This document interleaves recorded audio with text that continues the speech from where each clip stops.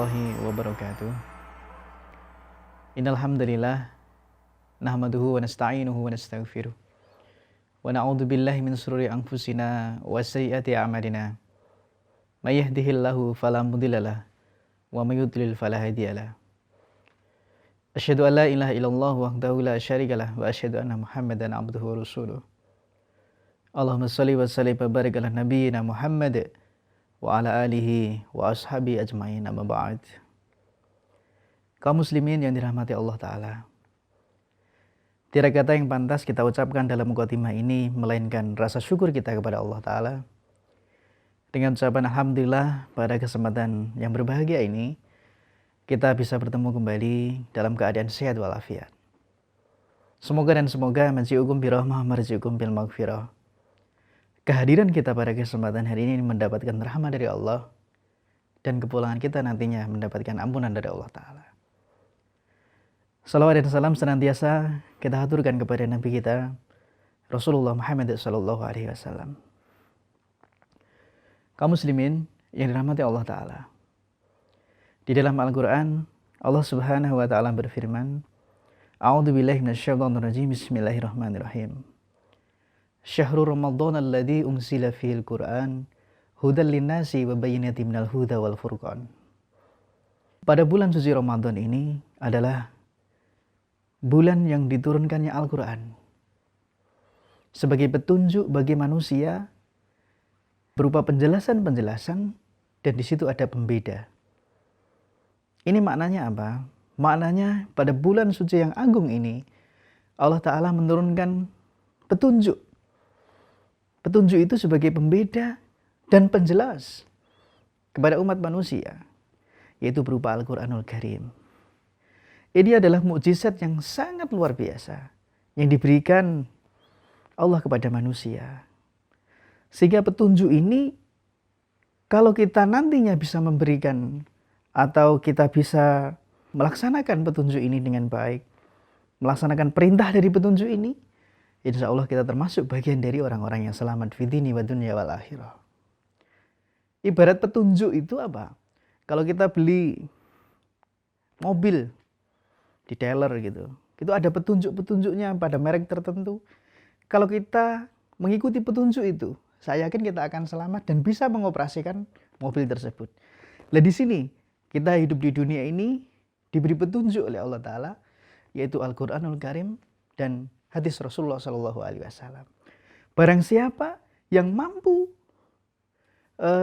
melaksanakan petunjuk itu, yang mampu mengamalkan keduanya itu, pasti dia akan termasuk bagian dari orang-orang yang beruntung pada akhirnya nanti. Dalam Al-Quranul Karim Allah Subhanahu wa Ta'ala pun firman pula kaitannya dengan pembagian manusia. Di sini termaktub di dalam Al-Quran surat Fatir ayat 32. Allah Subhanahu wa Ta'ala berfirman, A'udzubillahi minasyaitonir rajim. Bismillahirrahmanirrahim. Tsumma awrasnal kitabal ladzina istafainahu min ibadina. Faminhum dzalimun li nafsihi wa minhum muqtasid wa minhum sabiqun bil khairati bi'idznillah. Dzalika huwal fadlul kabir. Yang artinya, kemudian telah kami wariskan, yaitu kitab kepada umat yang kami pilih. Di situ ada sekelompok manusia yang pada dasarnya mereka itu mendolimi diri mereka sendiri. Ada manusia yang kedua adalah pertengahan, dan yang ketiga adalah sabiqum bil khairat bi'idznillah. Orang yang senantiasa berbuat lebih baik. Dan itulah orang-orang yang beruntung. Kaum muslimin yang dirahmati Allah Ta'ala, kalau kita menganalisa, ada pembagian 3 bentuk manusia yang sudah diutarakan oleh Allah Ta'ala melalui Al-Quran. Di sini ada manusia yang pertama adalah dzalimun li nafsi. Manusia yang menganiaya diri sendiri. Makna dari menganiaya diri sendiri itu adalah manusia itu sudah diberi petunjuk oleh Allah Ta'ala, tinggal menjalankan namun dia tidak mau. Contohnya seperti apa? Di sini ada salah satu golongan umat dari umatnya Nabi Musa alaihissalam, yaitu bangsa Bani Israel. Bangsa Bani Israel ini di dalam Al-Quran surat Al-Baqarah ayat 47, Allah menjelaskan bahwa umat yang terbaik, yang bunyinya A'udzubillahi minasyaitonirrajim, Bismillahirrahmanirrahim. Ya Bani Israil adhkuru ni'mati allati an'amtu 'alaikum wa anni faddaltukum 'alal alamin. Wahai bangsa Bani Israel, pada hari ini telah kusempurnakan nikmatku kepadamu. Aku berikan keistimewaan, pada saat ini engkau termasuk bagian dari bangsa yang terbaik pada masamu. Kaum muslimin yang dirahmati Allah. Namun apa? Balasan dari kaum Bani Israel ini. Ternyata balasan dari kaum Bani Israel ini setelah mendengar ayat ini adalah nu'minu bi ba'd wa nukafiru bi ba'd. Maknanya apa? Kami beriman sebagian dan tidak mengimani pada sebagian yang telah diturunkan oleh Allah Ta'ala. Tidak sami'na wa ata'na, namun kaum Bani Israel ini adalah sami'na wa asoyna. Aku mendengar tapi tidak mengikuti atau bermaksiat atas hal itu. Ini akhirnya menjadikan Allah Ta'ala murka terhadap bangsa Bani Israel ini. Akhirnya dibiarkan oleh Allah Ta'ala. Biarkan hancur. Sehingga pada umat Nabi Musa ini, keturunan Nabi Yakub, ini dibiarkan oleh Allah Ta'ala. Akhirnya bangsa Bani Israel ini pada dasarnya terdiri dari 12 suku, sehingga tinggal satu suku, yaitu suku yang terakhir, itu adalah suku Yahudi. Kaum muslimin yang dirahmati Allah Ta'ala. Ini adalah yang pertama, contoh yang pertama. Ada juga contoh yang lain. Dulu ketika Nabi Adam alaihissalam diperingatkan oleh Allah Ta'ala, jangan mendekati buah ini. Namun dengan godaan setan yang luar biasa, Nabi Adam mendekatinya dan akhirnya Allah pun murka. Namun di situ ada taubat dan nasuha dari Nabi Adam alaihissalam. Beliau menyampaikan, Rabbana dhalamna anfusana wa ilam taghfir lana wa tarhamna lanakunanna minal khosirin. Wahai duhai Allah, sungguh kami telah mendolimi diri kami sendiri. Jikalau engkau tidak mengampuni kami, sungguh kami termasuk bagian dari orang-orang yang merugi. Ini adalah makna dari dholimun li nafsih. Yaitu ada kaum di dalam tafsir Al-Quran dijelaskan menganiaya diri sendiri. Oleh karena itu jamaah sekalian, kalau kita menganalisa dari yang pertama, ini adalah contoh dari kaum yang dholimun li nafsih. Jangan sampai kita termasuk bagian dari kaum-kaum itu. Sudah diberi nikmat oleh Allah Ta'ala, implementasinya adalah, wujudnya adalah kita melaksanakan dari perintah Allah Ta'ala. Yang kedua, faminhum muqtasid. Faminhum muqtasid yang kedua adalah kaum yang pertengahan. Siapakah kaum yang pertengahan ini? Kaum pertengahan ini adalah kaum yang biasa-biasa. Dia juga melaksanakan sholat. Di dalam Al-Quran Allah jelaskan, alladzina yu'minuna bil ghaib wa yuqimunas sholata wa yu'tunaz zakah. Mereka juga melaksanakan sholat. Mereka juga beriman pada yang gaib. Dia juga melaksanakan zakat, menunaikan zakat. Namun pada dasarnya kaum muqtasid itu biasa-biasa saja. Padahal yang ketika ada yang maksiat, dia bisa jadi mengikutinya. Artinya imbang. Ini adalah pertengahan. Waktunya temannya berbuat yang hura-hura, dia mengikuti juga. Tapi waktu sholat juga mengikuti. Waktu kajian juga mengikuti. Dan sebagainya. Ini maknanya apa? Yang tengah ini adalah kaum yang biasa-biasa atau pertengahan.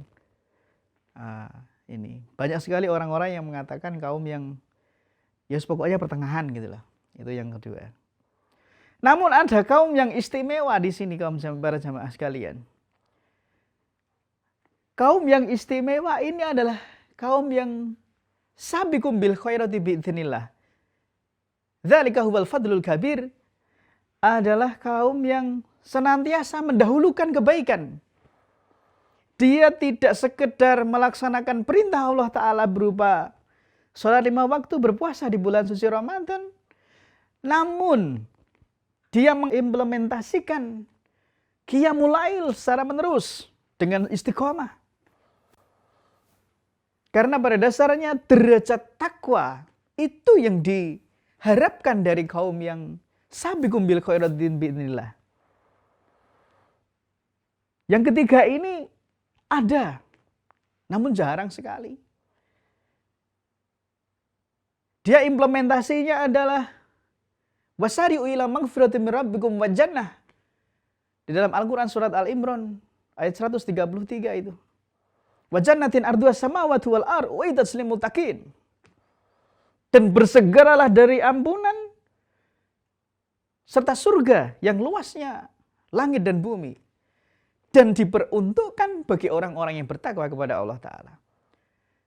Siapa mereka yang bertakwa itu? Yaitu alladzina yunfikuna fis sarai wad dhara, orang yang menginfakkan sebagian hartanya ketika lapang dan ketika sempit.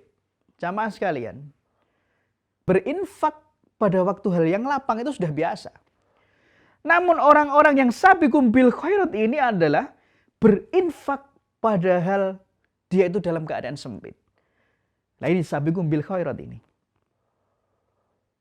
Yang kedua adalah wal kadhiminal ghaid, yaitu orang-orang yang senantiasa menahan amarah. Kaum muslimin yang dirahmati Allah Ta'ala, manusia ini adalah makhluk yang diberikan amarah pula. Oleh karenanya orang-orang yang senantiasa mewujudkan cita-cita menjadi orang yang bertakwa, sabiqum bil khairat tadi adalah menjaga amarah. Dalam hal apapun, dia senantiasa menahan diri dari amarah. Ini sabiqum bil khairat. Yang ketiga adalah wal afina anin nas, memaafkan manusia apabila manusia itu telah berbuat salah kepada kita. Meminta maaf itu sudah biasa, tapi memaafkan ini sulit. Dan termasuk bagian dari orang-orang yang sabiqum bil khairat biidznillah adalah orang-orang yang mau memaafkan kesalahan orang lain. Kaum muslimin yang dirahmati Allah Ta'ala, yang pertama tadi adalah orang yang mendolimi diri sendiri. Yang kedua adalah pertengahan. Dan yang ketiga adalah sabiqum bil khairat, orang yang senantiasa mendahulukan kebaikan kepada Allah Ta'ala. Sekarang pertanyaan, kita termasuk bagian dari yang pertama, pada bagian yang kedua, atau bagian yang ketiga? Yang bisa menjawab ini adalah diri kita sendiri. Semoga di momen bulan suci Ramadan yang penuh hikmah ini, yang penuh ampunan dan berkah ini, kita termasuk bagian orang-orang yang senantiasa berfastabiqul khairat kepada Allah Ta'ala. Berlomba-lomba dalam kebaikan. Kita maksimalkan potensi ibadah ini dengan baik. Sehingga nanti pada akhirnya, endingnya, kita termasuk bagian dari orang-orang yang mendapatkan derajat muttaqin. Semoga Allah Ta'ala memberikan keberkahan dan kemanfaatannya kepada kita semuanya. Mohon maaf apabila ada hal yang kurang berkenan dari awal sampai akhir. Saya akhiri, nasrun minallah wa fathun qarib.